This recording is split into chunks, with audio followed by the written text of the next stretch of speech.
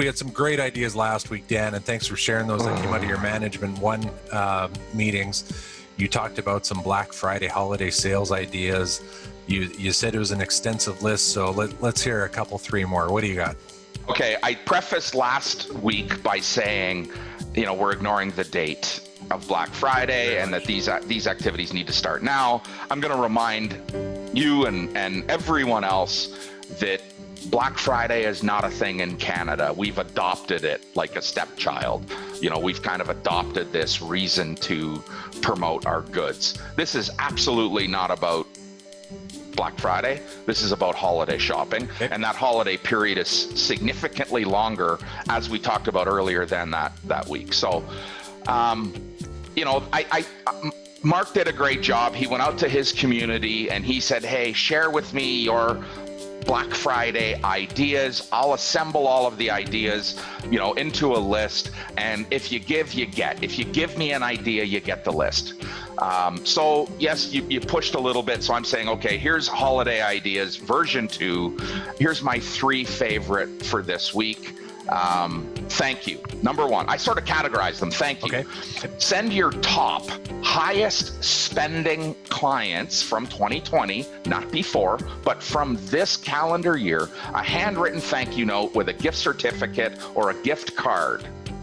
The recipient can spend it on themselves or someone else with no restrictions, no expiry. It is a gift. It's a heartfelt thank you for the support they've shown your business this year. Now, here is where I apply a little bit of strategy to that heartfelt thank you. The gift certificate amount should have some relation to your and or their average sale. If you're a store that has an average sale of $100, maybe this gift that you give your customer, your client, is $50. And she comes in and spends it any way she wants as a thank you. Now, let's do the math. If they typically spend $100, and you and I are going to be fairly synonymous in this. If you give me a gift certificate for a restaurant, what do you do with it? Do I look at the bill at the end of the night and just apply the gift certificate, or do I splurge? Do I maybe go above and beyond on ordering a bottle of wine? You give me $100 for a restaurant, you can be damn certain it's not going towards the burger and fries. Right. It's going towards the compliments to treat yourself. The change, right? And that's what this is intended to do. Treat herself, reward herself. She needs therapy, and you're the catalyst to start that. And maybe, hey, she still spends $100 and walks out with $150 worth of stuff. It has now diminished the value or the impact, not value, the impact of that gift that you gave her. It no longer, yes, and let's not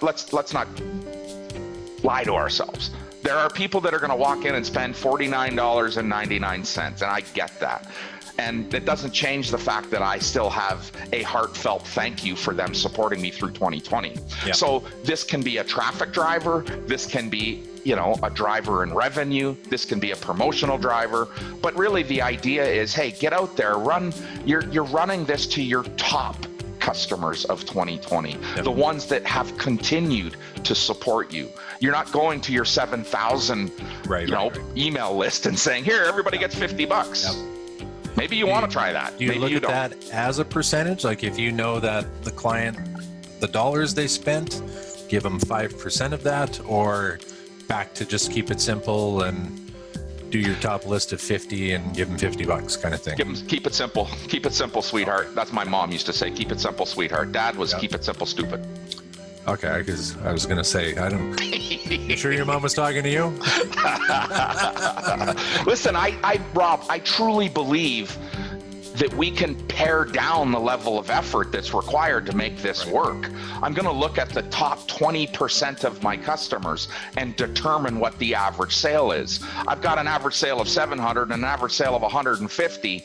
Well, they're all going to get the same thing. Yep.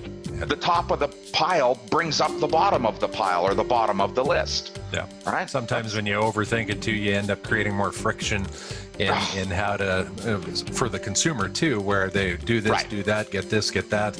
Just come on in. Here you go. Yeah. Let's I can tell you I like one it. of the very best promotions I ever ran when I was with Cotswood Interiors was the gift.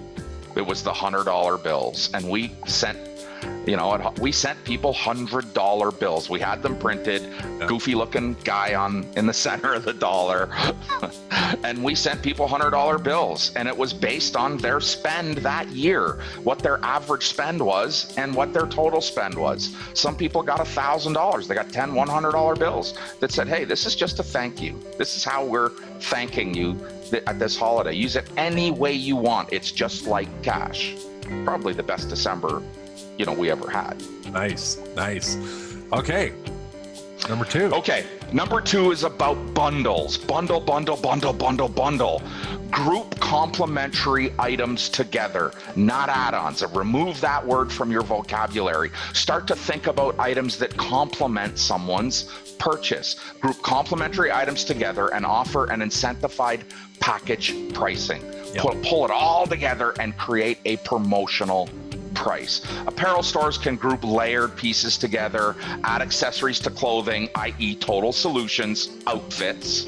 Home and gift stores can group colors, tabletop accessories, candles with bath and body, service dishes or serving dishes with utensils and bar items, with glasses, et cetera. Look in your store and say, what are the complementary, compulsory items that everybody's got to have? How do I pair, a tank with a sweater? How do I pair a glass with a dish? How do I pair a candle with some aromatherapy or bath and body or some, body soap?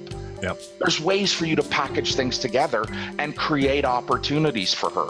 Bundle, package goods together, increase your average sale, give her more value for what she's buying. What do you think of that digitally? When you think of a lot of commerce platforms offer the items individually, I believe the tech is there to make that bundle package to that one click. For sure. What's your thought? Is it worth going down that path, or just try to make it easier to click 3 times? Listen, I believe you've got to keep it simple and easy for her. If you want to get into the complexity of allowing her to bundle her items, that technology is available today. And so is, other customers purchased this, and this with that item, which in itself creates a bundle or a package. Right. And maybe there is a discount that's driven by the purchase value. But I'm talking about the power of being in store and seeing a bundled item. Nice. And this is the price that you get. I've written a thank you note. I've given $50. I've bundled some stuff. What's the third thing I got to do? All right, number 3. This is a tried and true strategy or tactic, if you will. This is about creating a wish list for her. Let's not BS ourselves. Women rule the world here, brother. And this wish list is for her. We want it to be done either in store, you're connected directly with her on the things she loves, and you're curating this wish list. You can also do that online. She can shop and add things to her wish list, and that wish list gets to him or them, children, parents, whatever. It is the buyer. And, you're taking this offer to package these items together that she loves into a holiday gift box. It's wrapped and delivered to him or them. It's budget. How much is it? $250, $350, $500, whatever the number is. Let's go ahead and build a little wish list that I can send him. He can choose the items, and then I'll package them, wrap them, and deliver them to him.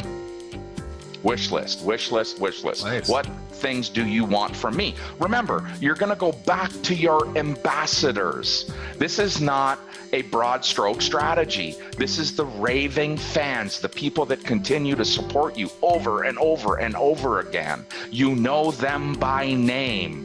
Call them. Talk to her. Offer her this, hey, why don't we create a little wish list for you this year? I'll send it to him. I'll get it in his hands. Oh, I love that. Yeah, talk about great customer service with that. Those are three great ones, Dan. And folks, if you missed last week, like check the last podcast. There are three other great ones too.